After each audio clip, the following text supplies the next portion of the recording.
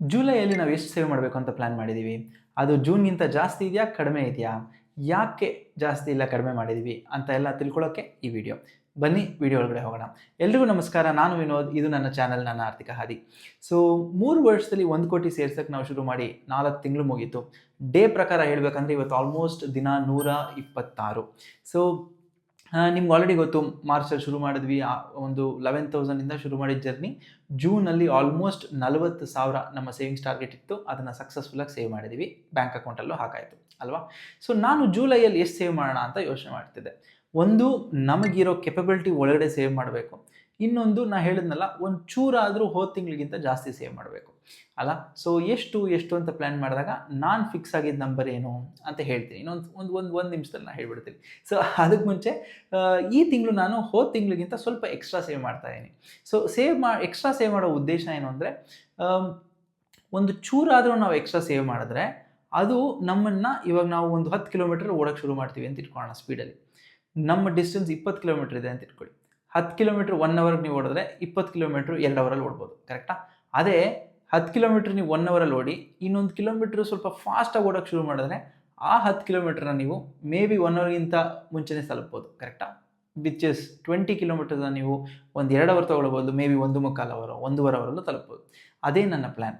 So ತಿರ್ಗಾ ಅದೇ 40,000 ಸೇರಿಸೋ ಬದಲು ಅದಕ್ಕೊಂದು 1,000ನೋ ಇಲ್ಲ 2,000ನೋ ಎಷ್ಟೋ ಅದನ್ನು ಎಕ್ಸ್ಟ್ರಾ ಮಾಡಿ ಸೇರಿಸಿದ್ರೆ ಇನ್ನೊಂದು ಚೂರು ಬೇಗ 1 ಕೋಟಿಗೆ ನಾವು ಹತ್ತಿರ ಆಗ್ಬೋದು ಅಲ್ವಾ?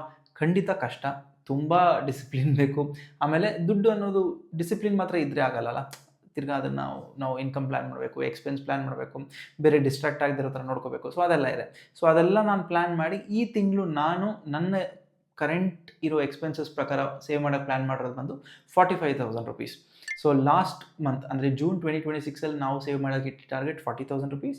ಅದನ್ನು ಸೇವ್ ಮಾಡಿದ್ವಿ. ಸೊ ಜುಲೈ ತಿಂಗಳಲ್ಲಿ ನಾನು ಇಟ್ಟಿರೋ ಟಾರ್ಗೆಟ್ ಬಂದು 45,000 ರುಪೀಸ್, 45,000. ಸೊ ಖಂಡಿತ ಇದನ್ನು ಸೇವ್ ಮಾಡ್ತೀನಿ ಅನ್ನೋದು ನನ್ನ ಭಾವನೆ. ಯಾಕಂದರೆ ಇಲ್ಲಿ ತನಕ ಕಷ್ಟಪಟ್ಟು ಪ್ಲ್ಯಾನ್ ಮಾಡಿ ಇಟ್ಟಿದ್ದ ಟಾರ್ಗೆಟ್ನ ನಾವು ಯಾವತ್ತೂ ಮಿಸ್ ಮಾಡಿಲ್ಲ.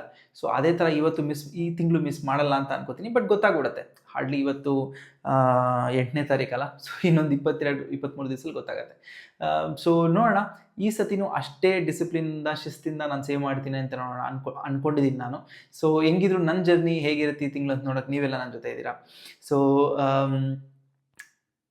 ಎಗೇನ್ ಫೈನಲಾಗಿ ಹೇಳ್ತೀನಿ, ಜುಲೈ ತಿಂಗಳಲ್ಲಿ ನಾನು ಇಟ್ಟಿರೋ ಟಾರ್ಗೆಟ್ 45,000 ರುಪೀಸ್.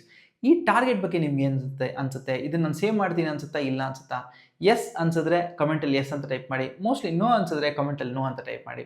ಮತ್ತು ಈ ಚಾನಲ್ನ ನೀವು ಫಾಲೋ ಮಾಡೋದಕ್ಕೆ, ನನ್ನ ಜರ್ನಿ ಹೇಗೆ ಹೋಗುತ್ತೆ ಅಂತ ನೋಡೋದಕ್ಕೆ ಏನು ಮಾಡಬೇಕು ನಿಮಗೆ ಗೊತ್ತು. ಸಬ್ಸ್ಕ್ರೈಬ್ ಮಾಡಿ ಎಲ್ಲ ವೀಡಿಯೋಸ್ ನೋಡಿ. ಅದೊಂದು ದೊಡ್ಡ ಮೋಟಿವೇಶನ್ ನನ್ನ ಹತ್ರ ಒಂದು ಹೊಸ ಕ್ರಿಯೇಟರ್ಗೆ. ಪ್ಲಸ್ ಈ ಜರ್ನಿಲಲ್ಲಿ ಕೂಡ ಸ್ವಲ್ಪ ಅದು ಮೋಟಿವೇಶನ್ ಸಿಗುತ್ತೆ ಸೇವಿಂಗ್ಸ್ ಮಾಡೋಕ್ಕೆ ಅದೆಲ್ಲ. ಸೊ ನೀವೆಲ್ಲ ಸಬ್ಸ್ಕ್ರೈಬ್ ಮಾಡಿ ನೋಡ್ತೀರಾ. ಪ್ಲಸ್ ನಿಮ್ಮ ಈ ಸಪೋರ್ಟ್ನ ಹಂಗೆ ಕಂಟಿನ್ಯೂ ಮಾಡ್ತೀರಾ ಅಂತ ಭಾವಿಸ್ತಾ ಈ ವಿಡಿಯೋನ ನಾನು ಇಲ್ಲಿಗೆ ಮುಗಿಸ್ತೀನಿ. ನಾನು ಮುಗಿಸೋಕ್ಕೆ ಮುಂಚೆ ನಿಮ್ಗೆ ಯಾವಾಗಲೂ ಹೇಳೋದು, ಅದನ್ನು ಮಿಸ್ ಮಾಡಲ್ಲ, ನಾನು ಖಂಡಿತವಾಗಿ ಪ್ರತಿ ವಿಡಿಯೋ ಹೇಳ್ತೀನಿ. ನಿಮ್ಮ ಈ ಬ್ಯುಸಿ ಸ್ಕೆಡ್ಯೂಲಲ್ಲಿ ನನಗೋಸ್ಕರ, ನನ್ನ ವೀಡಿಯೋಗೋಸ್ಕರ ಒಂದು ಕೆಲವು ನಿಮಿಷ ಬದಿಗಿಟ್ಟು ನನ್ನ ವೀಡಿಯೋ ನೋಡಿ ನನಗೋಸ್ಕರ ಆ ಟೈಮ್ನ ಸ್ಪೆಂಡ್ ಮಾಡಿದ್ದಕ್ಕೆ ಯಾವಾಗಲೂ ನಾನು ಸದಾ ನಿಮಗೆ ಧನ್ಯವಾದಗಳನ್ನ ಹೇಳ್ತೀನಿ. ಅದ್ರ ಜೊತೆ ಈ ಜುಲೈ ಸೇವಿಂಗ್ಸ್ ಏನಾಗುತ್ತೆ ಅನ್ನೋ ಕುತೂಹಲ ನನಗೂ ಇದೆ, ನನ್ನ ಜೊತೆ ನಿಮಗೂ ಇದೆ ಅಂತ ಭಾವಿಸ್ತೀನಿ. ನೋಡೋಣ, ನೆಕ್ಸ್ಟ್ ಇನ್ನೊಂದು ಒಳ್ಳೆ ವೀಡಿಯೋ ಜೊತೆ ನಿಮ್ಮ ಮುಂದೆ ನಾನು ಬರ್ತೀನಿ. ಅಲ್ಲಿ ತನಕ ಇದು ನನ್ನ ಚಾನಲ್ ನನ್ನ ಆರ್ಥಿಕ ಹಾದಿ. ನಾನು ವಿನೋದ್. ನಮಸ್ಕಾರ.